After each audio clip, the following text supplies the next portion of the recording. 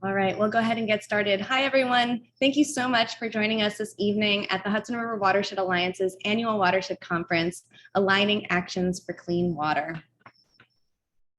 The Hudson River Watershed Alliance works to unite and empower communities to protect their local water resources.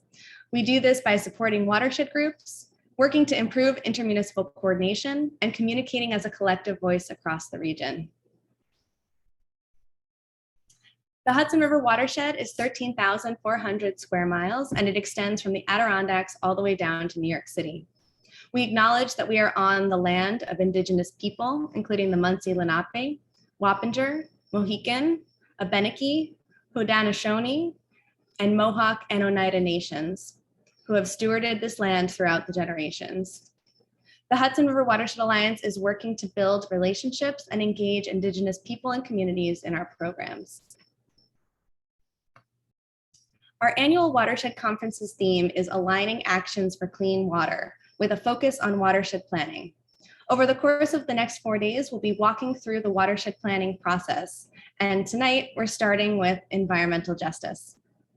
We have this session tonight set up as a Zoom webinar, which means that attendees won't be able to unmute themselves, they won't have video, but we encourage you to introduce yourself in the chat box. Again, make sure that's clicked to go to everyone and say your name and where you're zooming in from tonight to get a sense of who's in the room with us. Later on in the session, we'll have a question and answer for our speakers. And if you have questions for the speakers, please use the Q&A box, which is also on the bottom of your screen. I'd like to thank our generous sponsors for making these programs possible. We've got support from the Hudson River Estuary Program in Newburgh, JSA Sustainable Wealth Management, PVE, SLR, our creek sponsors, our stream sponsors, and our brook sponsors.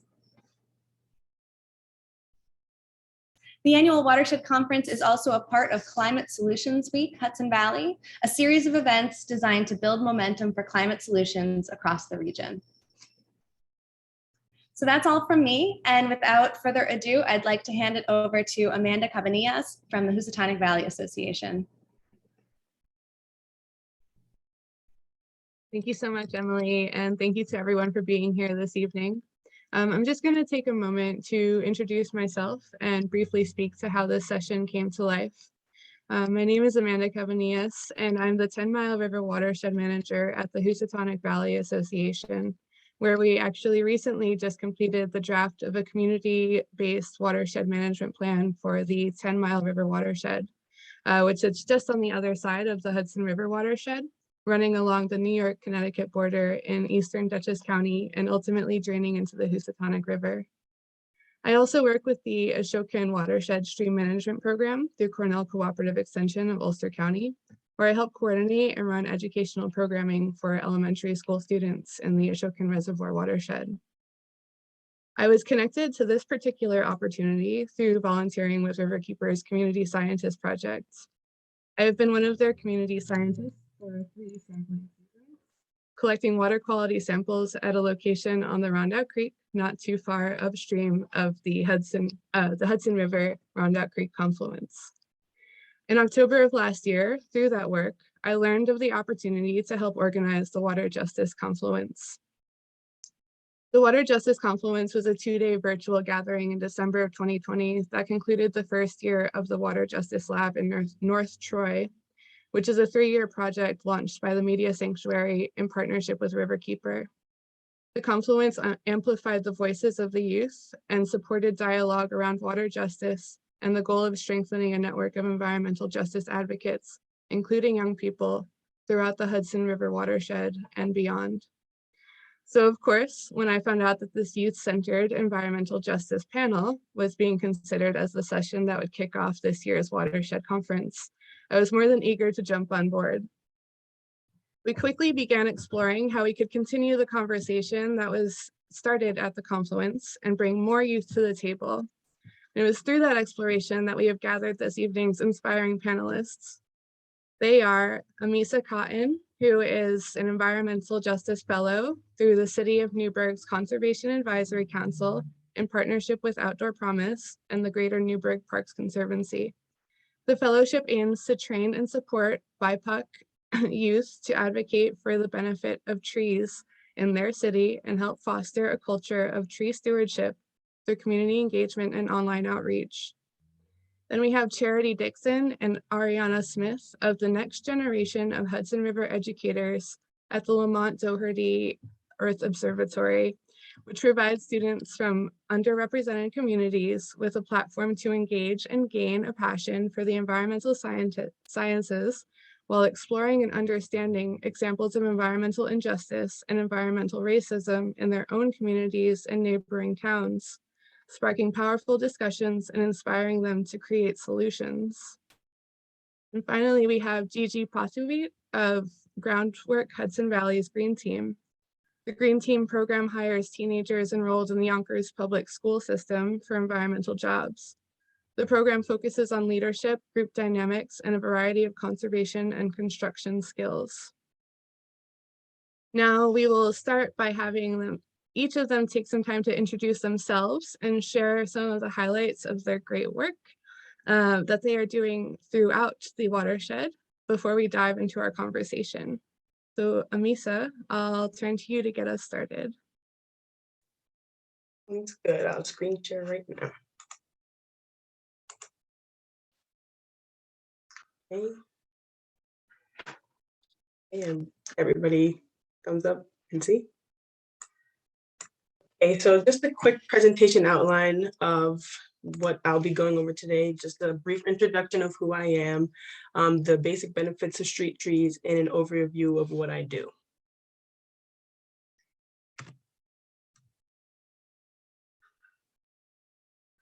Okay, so who I am, my name's Ameesah, everyone. It's nice to meet you all. I was born and raised in Newburgh, New York, which is just 1 hour from New York City.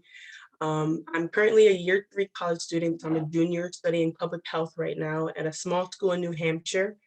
And it started out my love for environmental justice, or I want to work for change for environmental justice. Started out in my freshman year of high school, and I was just very interested in public health, and which quickly turned into environmental racism, and then that's where I eventually came upon environmental justice. So just a brief introduction about the fellowship that I'm a part of and / working for. So the Environmental Justice Fellowship is a 7-month-long program designed to educate, promote, and publicly advocate for street trees in the city of Newburgh. Also, so we're looking to educate residents and hopefully using community outreach and social media online tools, we hope to share the knowledge that we are gaining. There are 4 of us. We're all 4 young women, all BIPOC, and we all are City of Newburgh residents, 2 of which are fluent Spanish speakers and 2 are English speakers. So diversity within there. So within the fellowship, we also encourage prioritizing the well-being of Newburgh community members. So we're looking to promote equitable access and knowledge to the benefit of street trees. And the goal of the fellowship is to plant a minimum of 16 street trees in 4 wards. So there's 4 wards in Newburgh, and hopefully each ward can get about 4 trees to hopefully make Newburgh a greener, healthier, and happier place. So just a quick, like the knowledge we're trying to spread is the benefits of street trees that most Newburgh residents aren't aware of. So just to go over them quickly are just to beautify neighborhoods, remove pollution from the air and groundwater, provide shade, reduce stress, release oxygen. These are just some basic surface level benefits of street trees, because through our fellowship, we've learned that it can get much deeper than this. So this is the graphic that we use while we community survey. And so it's a quick little it's a small little handheld graphic, and it's really fun to pass out. I love looking at it because all the different shades of green.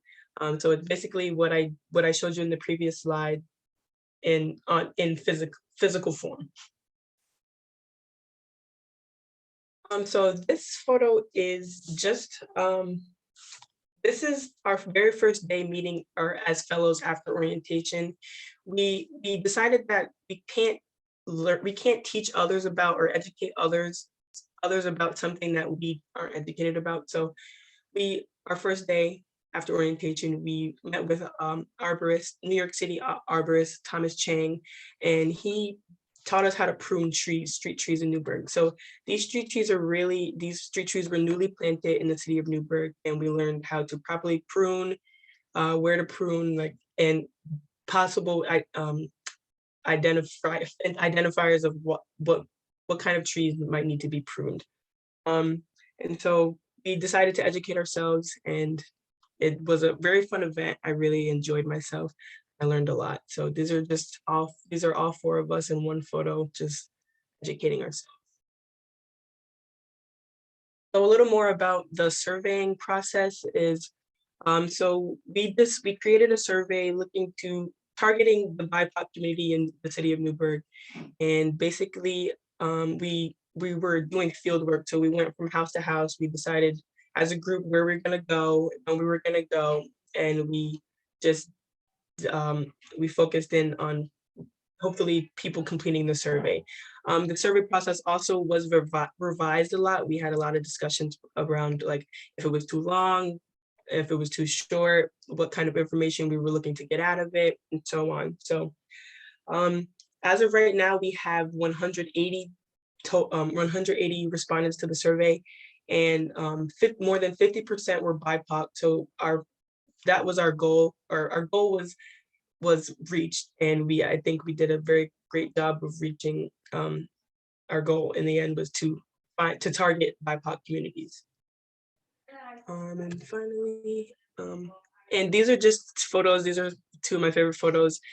So Amanda had mentioned that we had worked with the Conservation Advisory Council, excuse me, and the Greater Newburgh Parks Conservancy, and we kind of just collaborated with a lot of through the program. We've collaborated with a lot of residents and a lot of people who share the same goals as us environmentally, and we've learned that we've networked a lot. We've learned a lot of people share the same mindsets as us, and hopefully, and these people have helped us spread the survey around too. So it's fun. So that's all I have for everyone. To stay in the loop about where we are in the survey process. In the results process, we're wrapping the survey up as of November of this year. So it's coming to an end. We'll be having a street tree celebration event coming soon. These are our medias, and please feel free to reach out. We're always on social media. Thank you.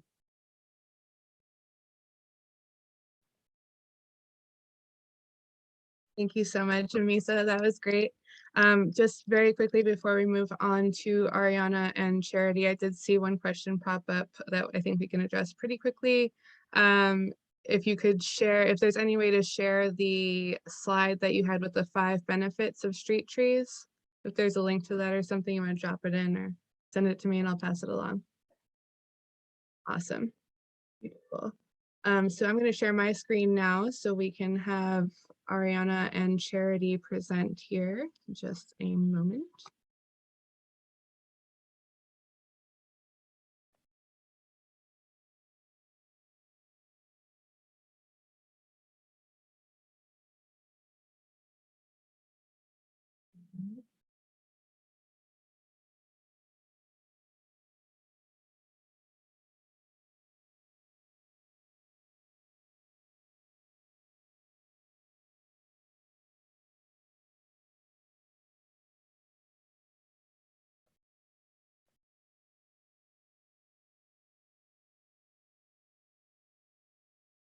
There we go.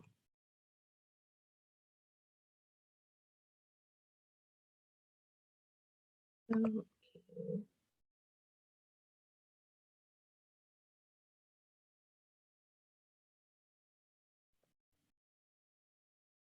Great. So everybody see that now?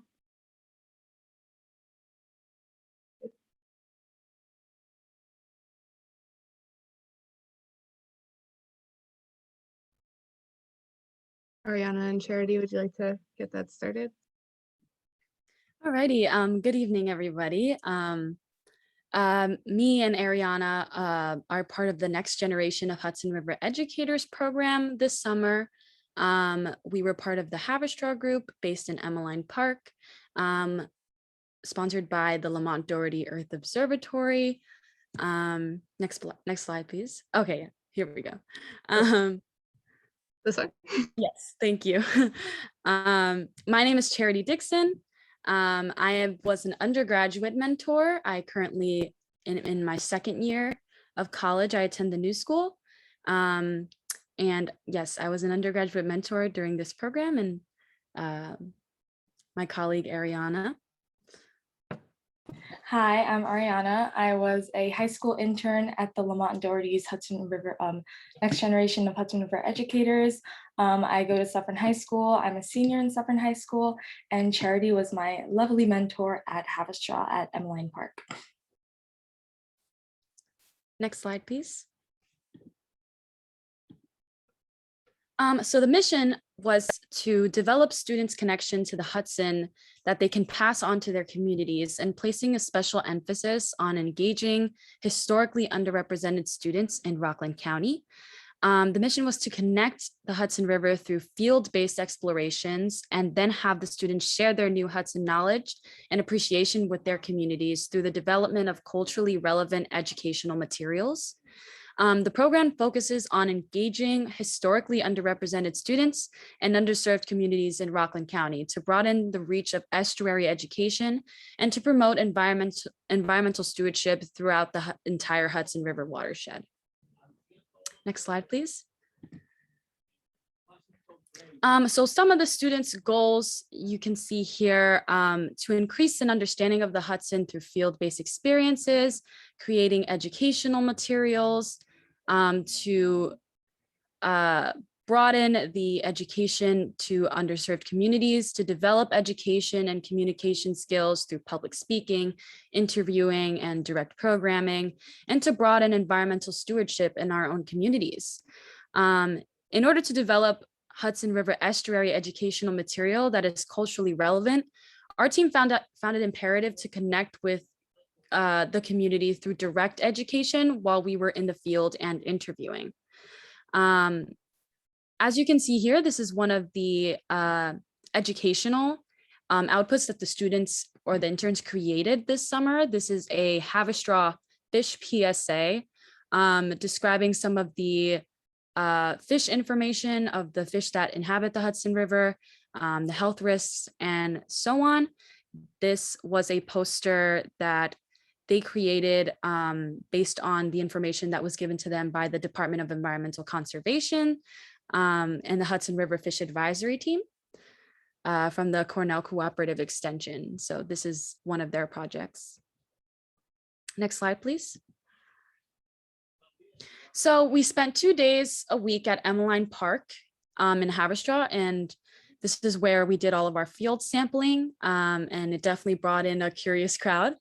I have been a Haverstraw resident my whole life, and this program was literally held in my own backyard. I walked to work every week, which was awesome. We always spent time educating community members in the area about our Hudson discoveries. We began to build connections just by being present and interacting with local residents on the waterfront. And when we seined and we were talking about stuff that we pulled in, it definitely brought in a very curious and inspirational crowd. Reflecting on our interaction with the public, we found educating the community informally is critically important. It is a great way to meet them where they are and educate them about the Hudson in a fun and interactive way. Next slide, please. Okay, so the development of educational material that is meaningful to the community requires a foundational understanding with what the residents already know, the misconceptions that they have, how they connect with the Hudson, and if they don't have a connection, what is holding them back. This work allowed us to learn about the residents' perspectives so that we could bring their voices and understandings into the work in the community. So our team conducted interviews with our peers, our family members, neighbors, and visitors at Emmeline Park. And here were a few of the common themes from the interviews that we had. So a few of the common themes of older generations were more knowledgeable and embracing of the Hudson, while younger people and younger generations had more misconceptions and an overall negative perspective of the Hudson. And I would say this is very evident as when I told my own friends that I would be doing this program over the summer and that I would be down in the Hudson catching fish. They were like, "Don't you know the Hudson is radioactive?" And I was like, I don't think that's true. And of course, these misconceptions were debunked during our program. Another common theme was that there was a general lack of knowledge of groups providing stewardship on the river. So we identified this as a gap that we can all work towards addressing. This program and many other efforts are done by Lamont's Hudson River Field Station, which strives and will continue striving to increase environmental stewardship for the Hudson and increase people's awareness about the organizations and the work that is being done on the Hudson. We also found out that we protect what we understand. Through this program, we are learning and building an appreciation for the Hudson as the next generation. And we have also shared back this information with the Havasupai community at Emmeline Park and at Piermont as volunteer educators at the Hudson River Field Station's Science Saturday events, which were family-friendly events that aim to educate, engage, and educate residents about the Hudson. Next slide. So our present findings to the village board. So at the end of the program, we attended the Havasupai Village Board meeting to share our Hudson findings about the river and the value of this part of the Hudson River. So we presented the data that we collected and the common themes that we identified from the interviews that we held. So this meeting was extremely important because it created a two-way conversation between us as young scientists and the next generation of Hudson River educators and the village board, a group that makes pivotal decisions for its constituents. The board was very receptive to our presentation, which made us feel heard and valued as part of this community. And I would suggest to any other youth group to always ask to be a part of meetings because in our own experience, they are very receptive and it's important to be visible and make your voice heard. Next slide, please. Yes. So recommending solutions to the village board. Finally, at the village board meeting, we recommended a solution that we thought was important for the community, the park, and the native wildlife. One of our sampling parameters was a habitat assessment of the native versus invasive flora and fauna at Emmeline Park. We identified a rich native habitat along the waterfront that provided a home for a variety of pollinators, including monarch butterflies, bees, and swallowtail butterflies, just to name a few. Unfortunately, the habitat was mowed down a few days later after we assessed it. The village was unaware of the value of these native plants and mowed down the area to provide better visibility for the waterfront. Our recommendation was to build a pollinator garden in its place, and we offered to co-create the garden with the help of a community group or a local Havasupai youth group with the support of a small grant. Bringing awareness to this challenge emphasizes the value of the native habitat to the village board because it will prevent erosion, provide a habitat for pollinators, and increase public understanding of the rich life that lives in their own backyard. This represents the value of two-way education that our team was able to share about something that the village was not aware of. And instead of asking them to do something, we suggested that we collaborate on a grant to fund the project and develop a solution. Next slide. Future work. So for future work, we are hoping to host an annual Havasupai fish count that engages the Havasupai community. So this event could be family friendly and open to the public and led by us as the next generation of Hudson River educators and our high school team. Our fish count would be advertised around schools in Rockland County and Havasupai, and hopefully we could get the word out to friends and families, which would result in a big turnout for the event to share the beauty of the Hudson with our peers. We found in our interviews that once people understand the life that's living in the Hudson, they have a greater initiative to protect it and connect to it more. And as I mentioned before, we protect what we understand. We protect what we understand. So that is all I have to say for the presentation. If Charity wants to add anything else, that's pretty much it. Yeah, we feel that it is vital to include, well, the background on Havasupai is that it is a very ethnically populated community.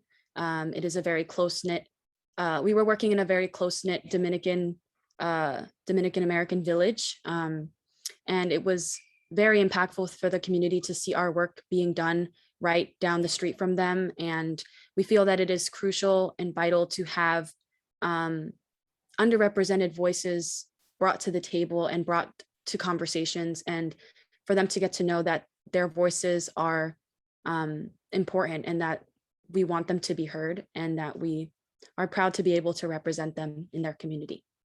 So thank you.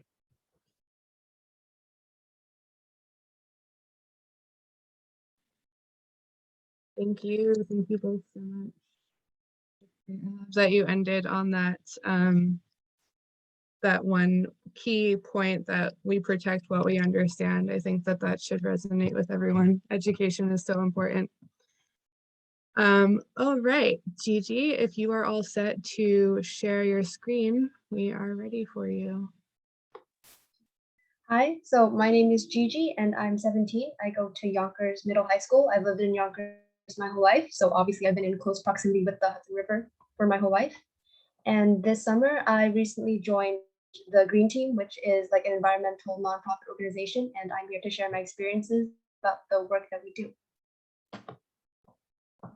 So just give me 1 second to PowerPoint.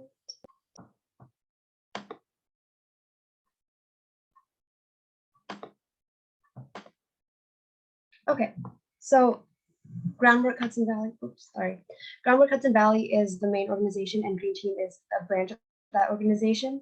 Our mission, as it says on the PowerPoint, is Groundwork Hudson Valley creates sustainable environmental change in urban neighborhoods through community-based partnerships that promote equity, youth leadership, and economic opportunity. And me, on my end, I'm really the youth leadership end of the spectrum.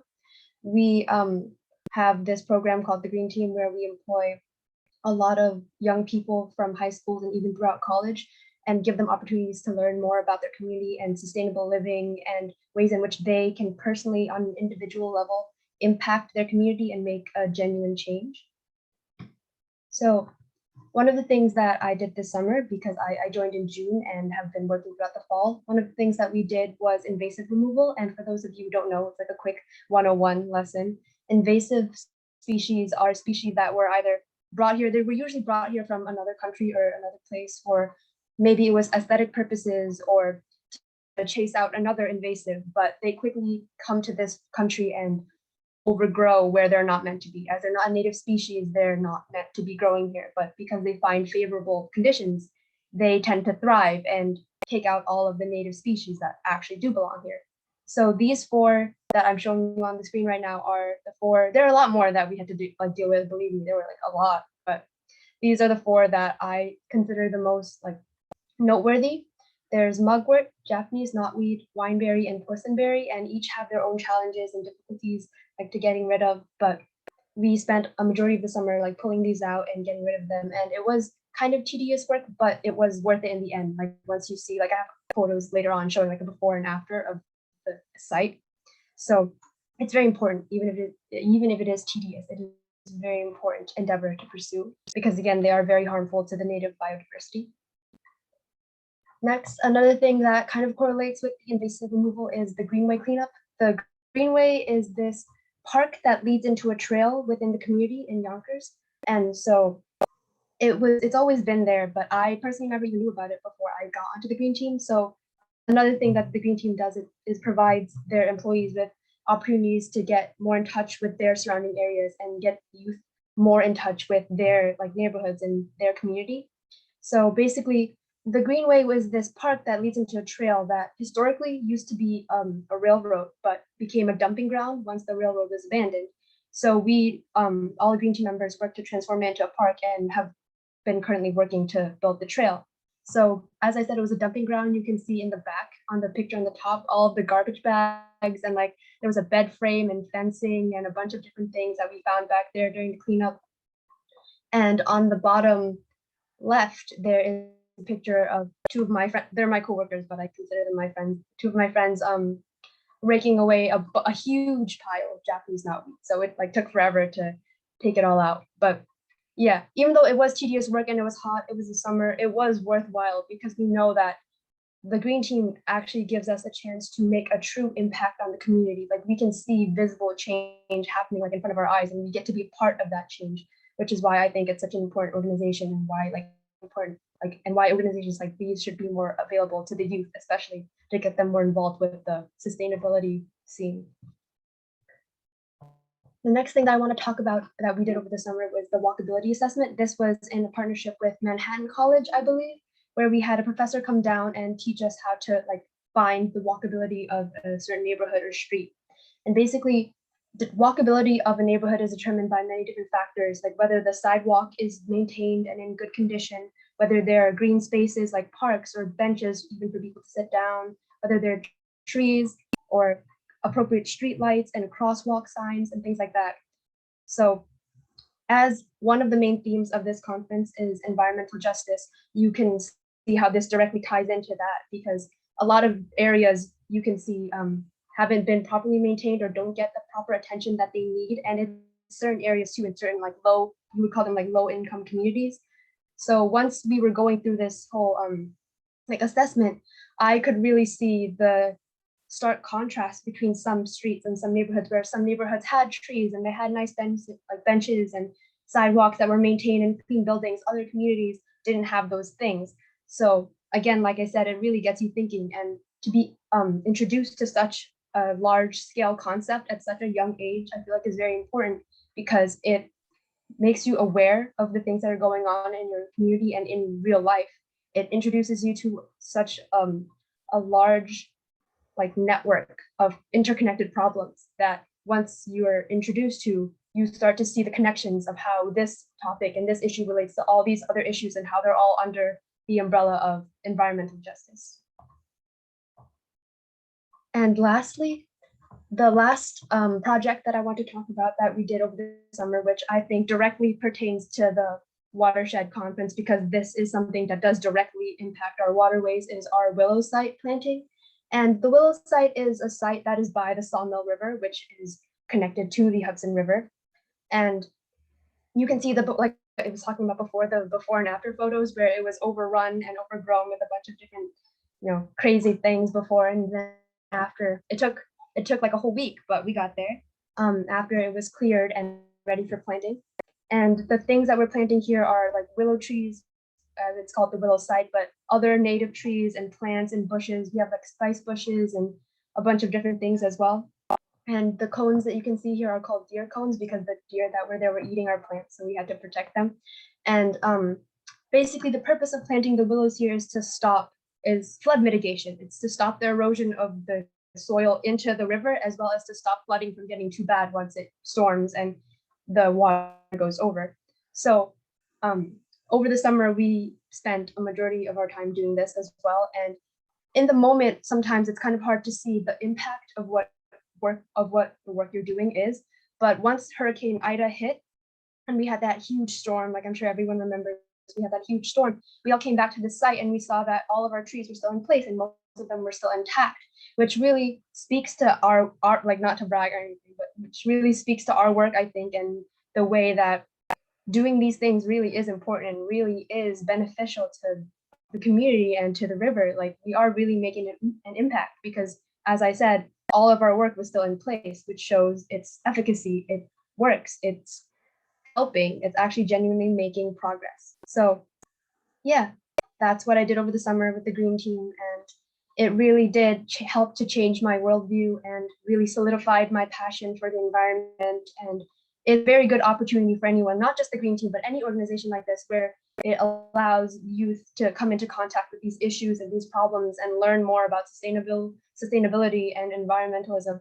It really is helpful, and it really is going to make a difference in someone's life. So yeah, thank you.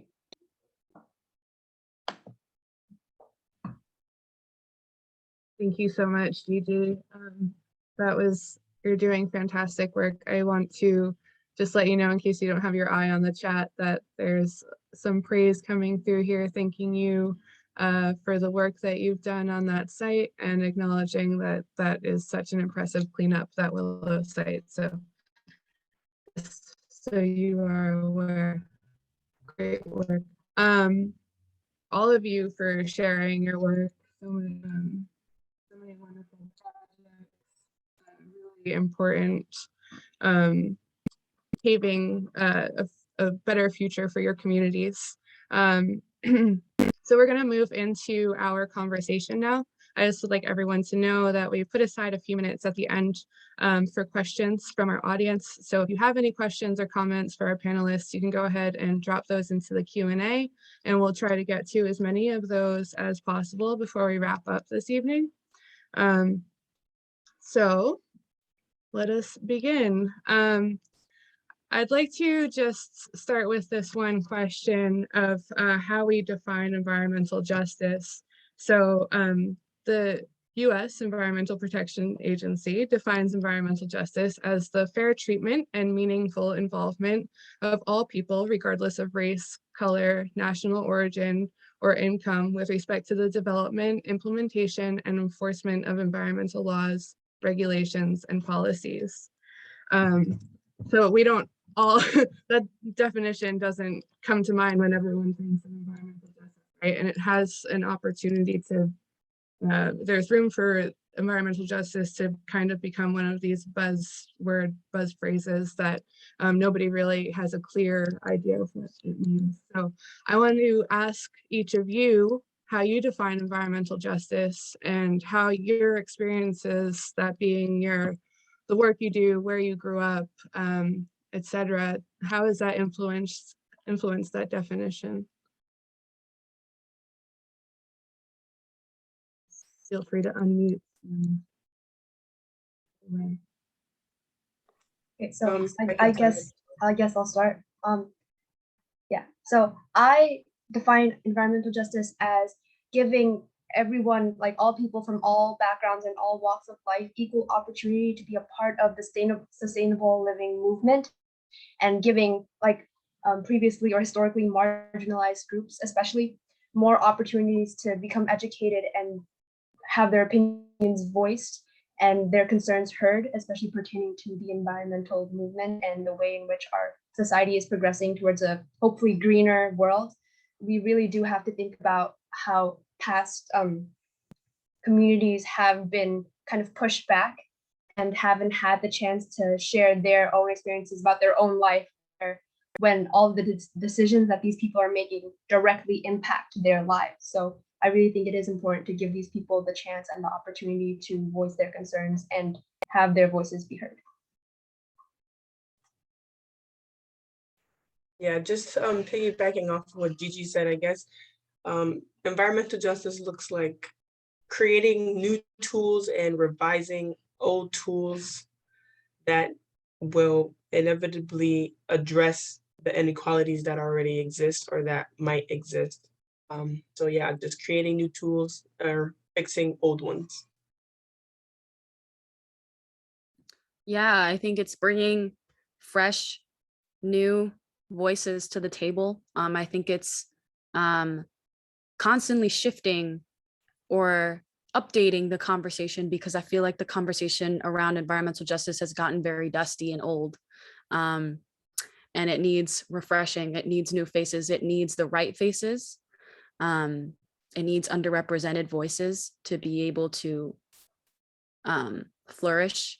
And I feel like when we say environmental justice, I think it's environmental injustice that we're talking about, is just the wrongdoings and what we need to remediate a lot of the damage that has been done by man.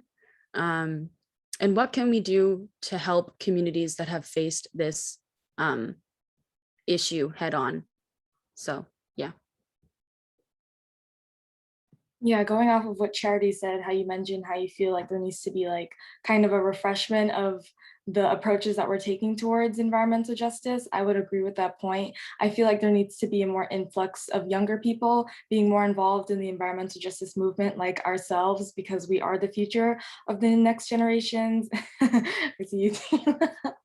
We are the future of the next generations, and I feel like we should tackle this problem head on, and especially people who are like in communities that are affected by things like environmental racism. I feel like they're the ones that need the most say in these kind of problems, and they should tackle it head on because they're the ones that would understand what their community needs the most. So I just feel like we need more younger people in the conversation and more people who are familiar with the actual conversation itself.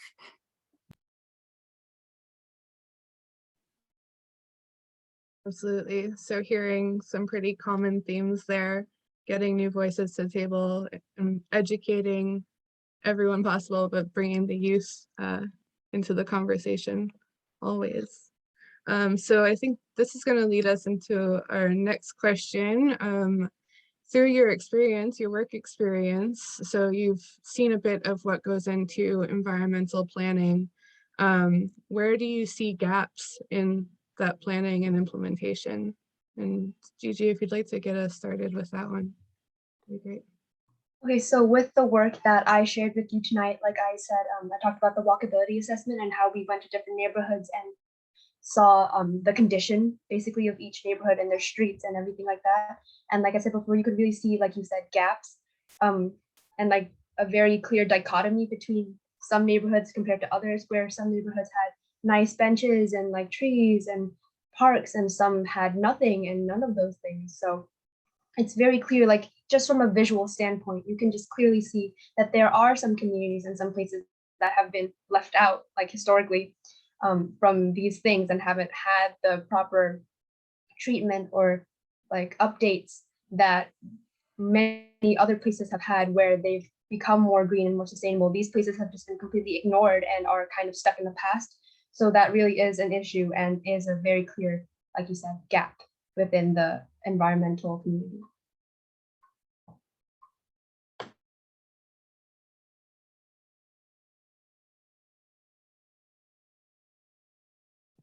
I guess I'll, oh, sorry, Charity, do you want to go? No, go ahead. Go ahead. Okay. Well, not from like personal experience, from what I've seen at the field station that we were working at, well, the field that we were working at, but I feel like we should also put more Indigenous voices into the conversation, because like it is their land that we're working on, and I feel like it often goes overlooked, and I think they would know what to do with the land because it's their land and they understand it the most. So to include their voices into the conversation would be very beneficial to the environmental justice movement and in environmental planning in general.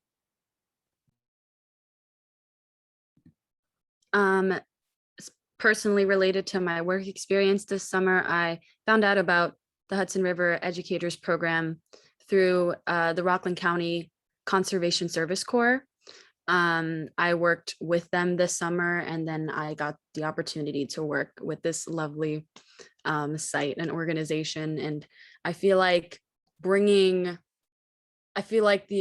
Conservation Corps stuff, programs like the Conservation Corps and youth programs should be definitely more advertised and brought forward to a lot of specifically underrepresented or marginalized people. I think there's a huge stigma of just how BIPOC is lazy and doesn't want to do anything about stuff. And it's like, that's not the point. And the stigma is increased because programs like these aren't brought to the forefront for people like us. And I feel like putting organizations like these, activities like these youth groups and stuff like that could into schools and into conversations, and just relieving the stigma of getting involved could be something that could fill that sort of gap. And I feel like the purpose of the next generation of Hudson River Educators Program was to bridge the gap of education within communities. And like Arianna said, and like we said, we protect what we understand. And once people become educated about specifically their local watershed, it initiates that drive to be able to protect it and to keep on protecting it and to keep on educating those who come forward. So yes.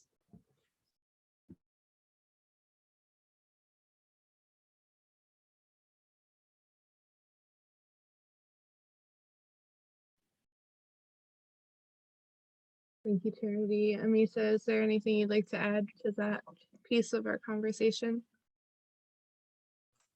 No, I think everyone touched on everything. Awesome. I love that. So this next question, we're gonna, it's similar to what we just responded to, but so what do you feel should be considered in the watershed planning process? And I know that for each of you, preparing for this session was kind of an introduction to what that even means, what developing a watershed plan entails, and the different steps that are involved. So just through your brief introduction and the short amount of time you've had to kind of dive into that, what do you feel should be incorporated into this process in the future? I feel like it's like we touched on this in our presentation, was normalizing youth or just environmental groups sitting in on local village board meetings, or just getting more, pushing more in politics, pushing leaders more, showing up more often, normalizing and normalizing and normalizing our faces being shown, our voices being heard, because I feel like it's crucial. These are the decision makers, and we have to persuade them. We have to be the ones to present the problems that are actually present and help to encourage ethical solutions. So, yeah.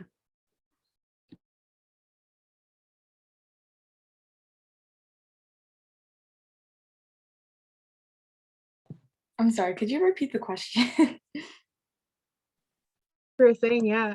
So that is the, what do you feel should be considered in the watershed planning process?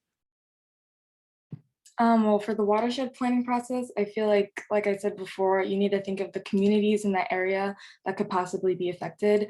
I feel like there are a lot of really good solutions that many organizations have that could help problems in the watershed, like pollution, for example, maybe like building a machine to help get rid of pollution or just something of the sort of that. But it's like, what would this effect have on the community? Like maybe this machine would be beneficial for cleaning the river, but would it emit any harmful emissions that could possibly harm the air quality of the community that's living in the area? So I feel like it's very important to just keep in mind the community that you're going to be implementing this plan into, and always listening to their voices and what they feel the most comfortable with, because they're going to be the most affected by whatever is going to be implemented.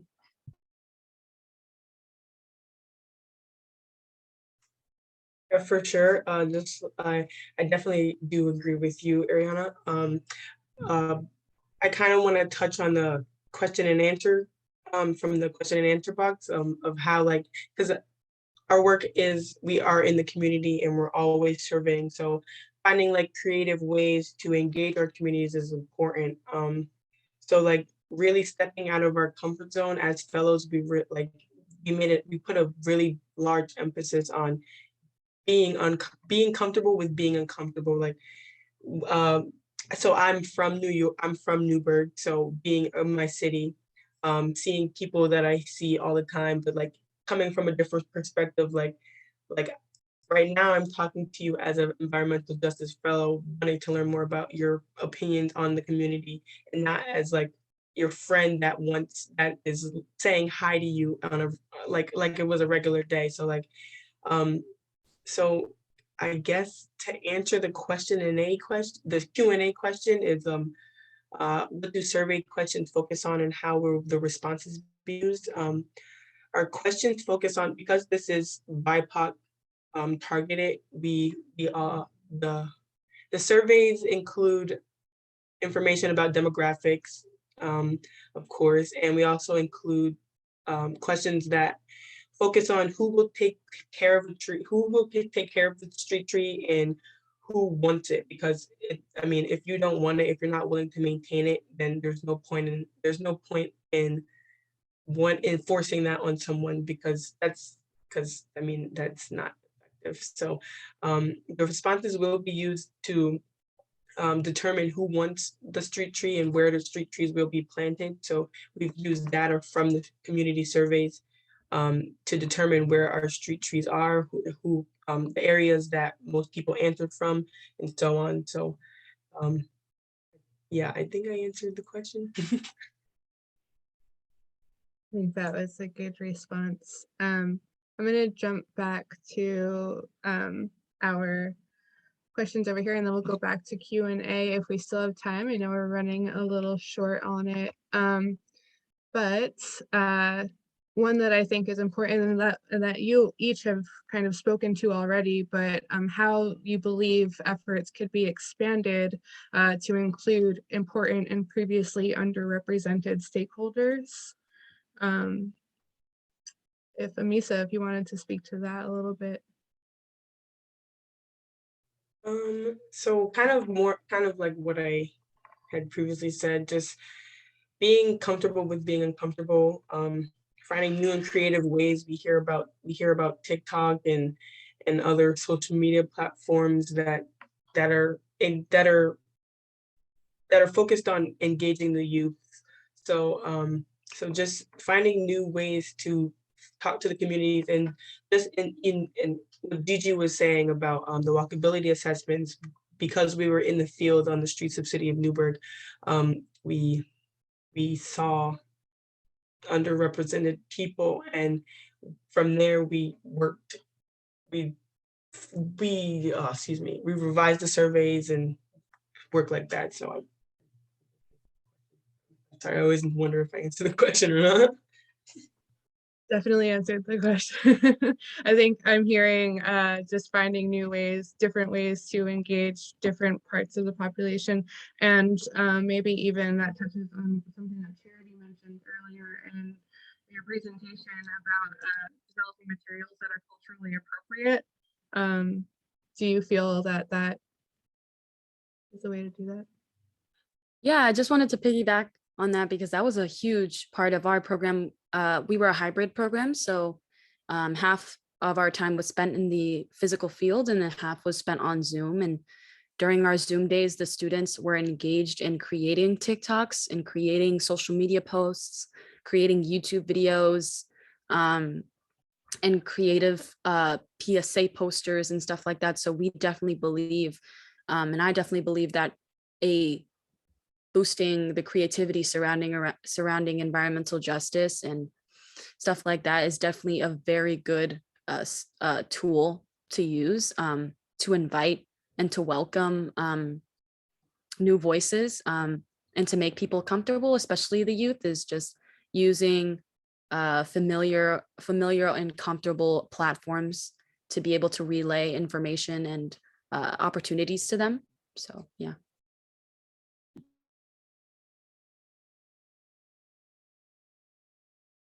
Yeah, going off of what Charity said, I feel that social media is very important in relaying information about different environmental aspects like climate change, or just simply getting people to join like a cleanup or something, because it's so fast and the information is so easy to get to other people, and it's so easy to connect with people through social media. So I feel that social media is a very big, plays a very big part in helping spread the word about different environmental actions. Yeah, and going off of what Arianna said, I do believe that, of course, social media is helpful to help get like information out and educate people. But the thing with these marginalized communities that we're talking about is, it's not that the problem isn't that they don't know what's going on. I think because they live there, this is their life. You know what I mean? Like they're living within these issues that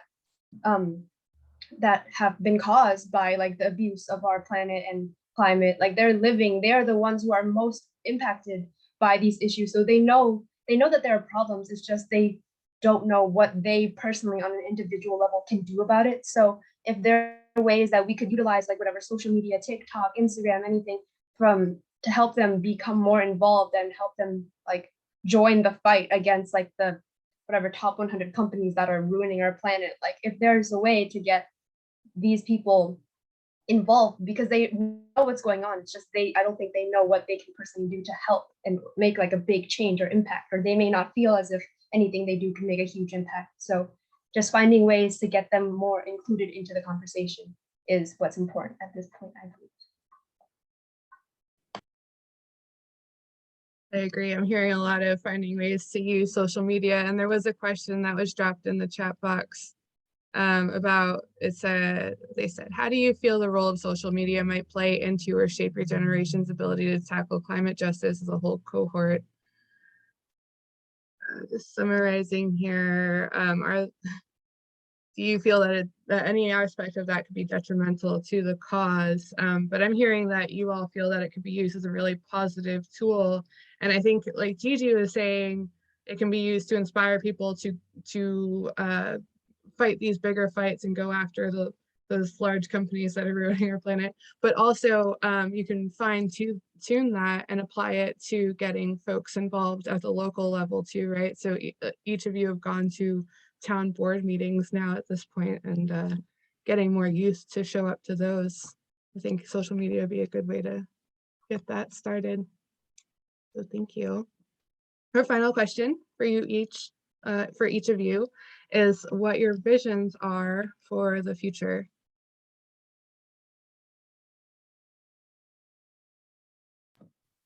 I personally, for me, I just hope that environmentalism and this whole like conversation becomes less of, I wouldn't say taboo because I don't think it's a taboo, but it's like it's an easier thing to talk about in everyday life, and everyone just becomes more aware of how it impacts them on an individual level, because it does impact everyone on some scale, whether it's large scale or small scale, or whether you notice or not, it does impact you. So I just want everyone to be more comfortable with addressing it, and not like maybe not even on like a professional like Zoom call, like board meeting type of way, but in just talking with people like in your family and within your friend group about it, and just making everyone aware about it. I think that's a good start.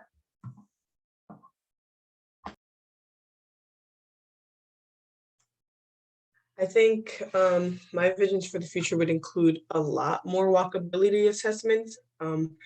Gigi really emphasized how important they are. I think more regular ones, like even if you're with your local organizations, just doing more, because it really gives you a different perspective about the community that you're surrounded by. So just more walkability assessments for sure.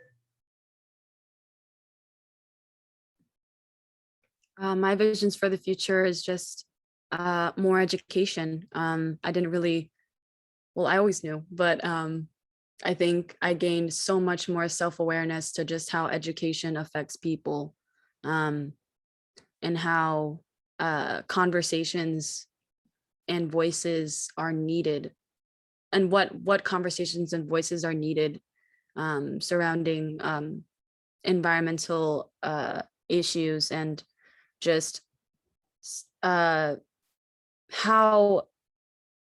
fun educating people about the environment can be. I know there's a lot of climate anxiety, but I feel like there is definitely a way to alleviate some of that, but also bringing awareness to issues, which is just creating creative and fun and hands-on fun experiences for youth and for all ages to be able to engage in environmental stewardship opportunities. So yeah.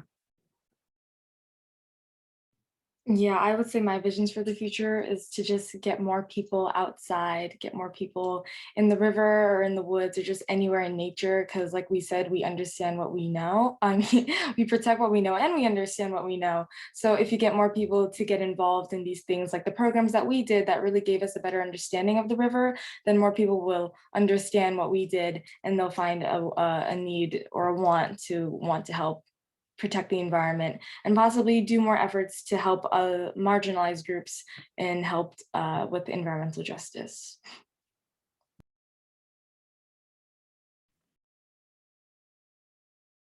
Thank you so much. So we've actually reached the end of this session. There were a few questions in the chat and Q&A, but I've copied them all into a document. So maybe I can toss those over to you guys. At another point, you can fill in some answers for us to share with our group later in the future. So before I hand this back over to Emily, I just want to close out with a few thank yous. First of all, Ameesah, Arianna, Charity, Gigi, really from the bottom of my heart, I thank you for carving time out of your busy school, work, and personal lives to make this session happen. I know that your plates are full and your dedication is just so appreciated. So thank you. I'd also like to thank Emily and the Hudson River Watershed Alliance board and everyone who put work into making this conference happen. Thank you for inviting me to coordinate this session. It is just an absolute honor to have another opportunity to connect with youth in the watershed and hear about their work and just hear what they're thinking and doing. So thank you, and thank you all for being here.